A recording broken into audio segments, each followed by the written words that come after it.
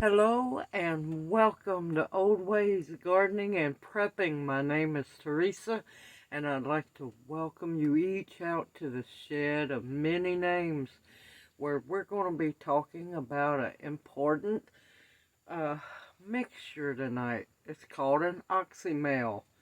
Oxymels are wonderful for those who cannot handle our cider by itself, or if the Four Thieves vinegar is too strong for you, it's another good option. And it's an amazing immune booster. So let's talk a little bit more about making oxymel.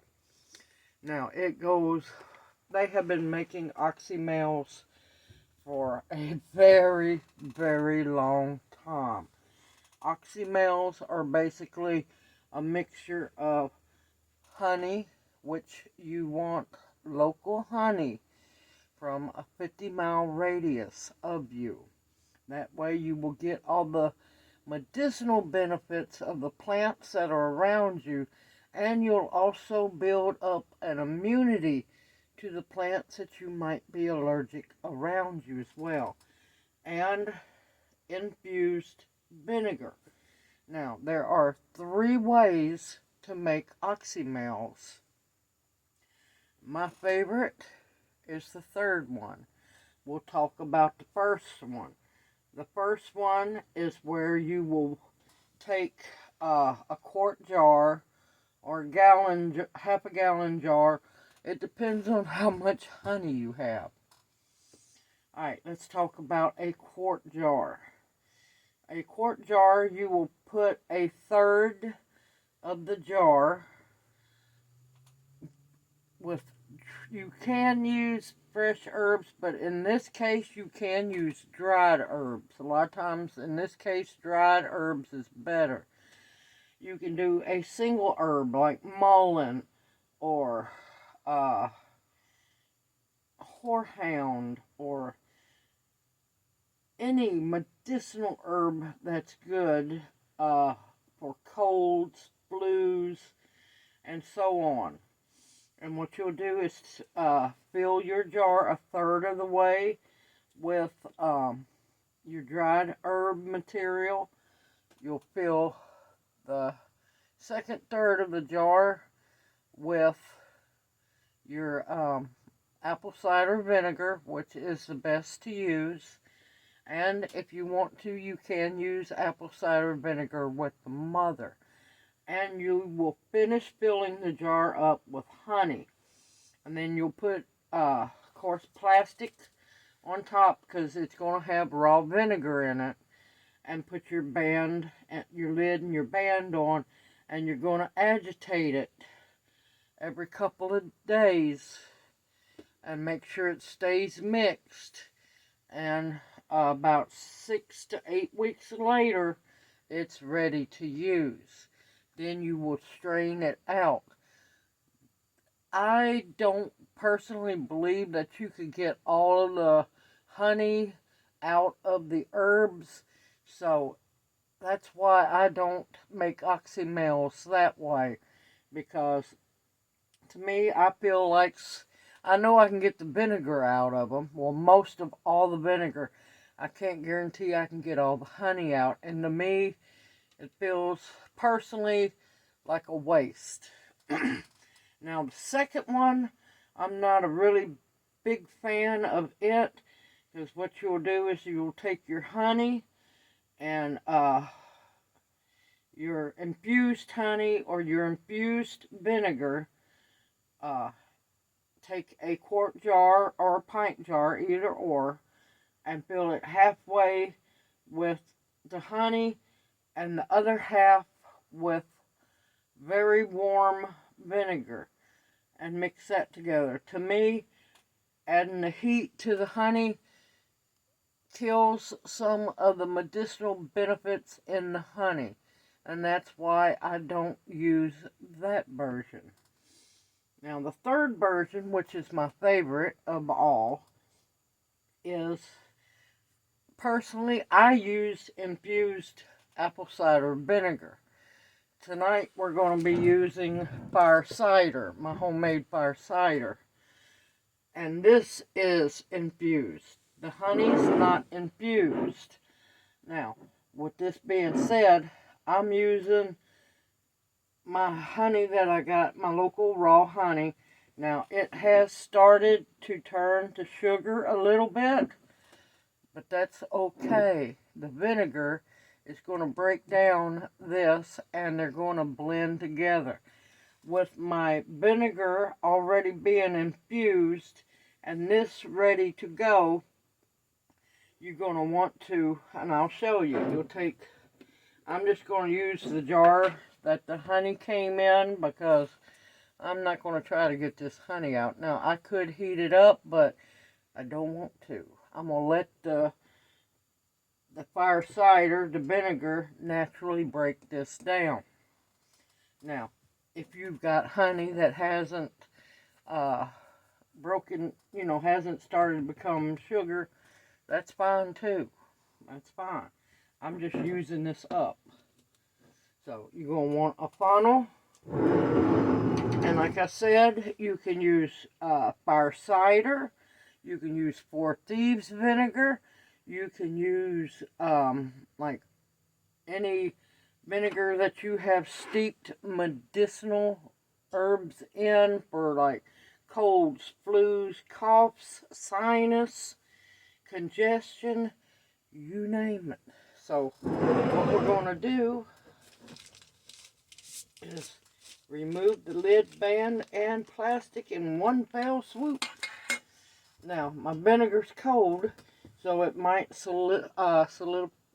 cause the honey to go solid, but once this vinegar starts working on the honey, they're going to infuse with one another and it'll be fine.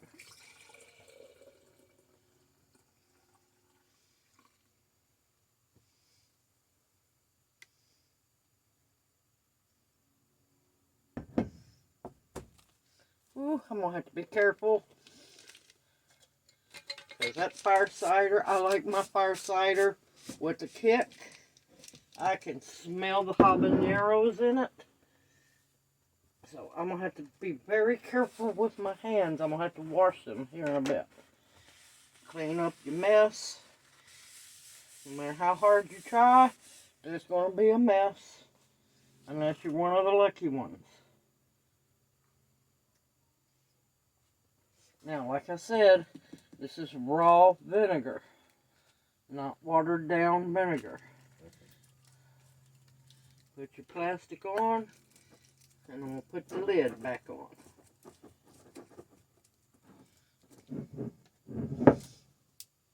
And I'm going to put fire cider oxymel. And today's date is 12/10/22. Now, I'm going to want to agitate that daily. And it's been cold out in the shed, y'all. But it will break down the honey, and they will combine with one another. I can see it already seeping through the honey. And you can see the bubbles. Don't worry, especially if you're using honey that has started turning to sugar, you'll see bubbles. There is not a thing wrong with that. That's the acid breaking down the honey. Which that's what you want it to do. You want them to meld. Now, once the vinegar has broken down the honey, and let's see if y'all can see that. See the bubbles forming? That just means that the vinegar is breaking down the honey. Now, once this vinegar breaks down this honey, and if my vinegar level goes down some, I will top the jar back off. Now, with my vinegar being already infused, it's only going to take, I let this set for 2 weeks, y'all, because I want both to mix together very well and become one infused in each other. Now, with this being said, you want a 1-to-1 ratio of honey and vinegar.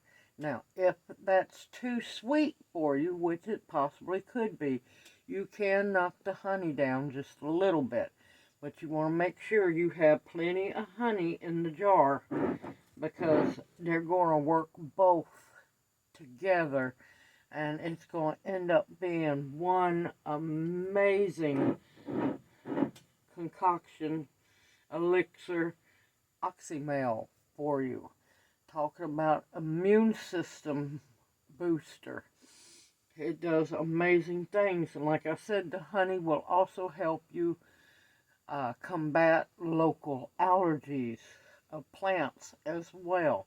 Now, if you're allergic to bees or honey, love God, don't make this. Don't make this. If you're allergic to either bees or honey, do not make this. Now, if you're allergic to vinegar, you can make infused honey. That'll be a video on down the road when I get some more honey. Simple, easy, homemade. Now, in 2 weeks' time, this will be ready to use. At the 2-week mark, you're going to, of course, you're going to want to store this in a dark, cool place. Agitate it every couple of days to make sure that all breaks up and melds together and blends very well. Like I said, the vinegar will break the honey down. Do not worry one bit. It will break it down, or just use fresh local honey. Support your local beekeepers. They need all the help they can get. Now, shelf life. If this is stored correctly in a cool, dark area, it has at least an 8-month shelf life. After that, just keep an eye on it. If it starts looking bad or anything, just make another batch. Now, me personally, I take this also as a shot once in a while, maybe about once a week, personally for me, because I also take the fire cider and I take the Four Thieves, so I try to balance it all out. Because with this being with the honey, it's really, well, not really sweet, but I do it once a week just to change up between the fire cider and the Four Thieves. If you want to, you don't have to take a shot full. You can take a tablespoon.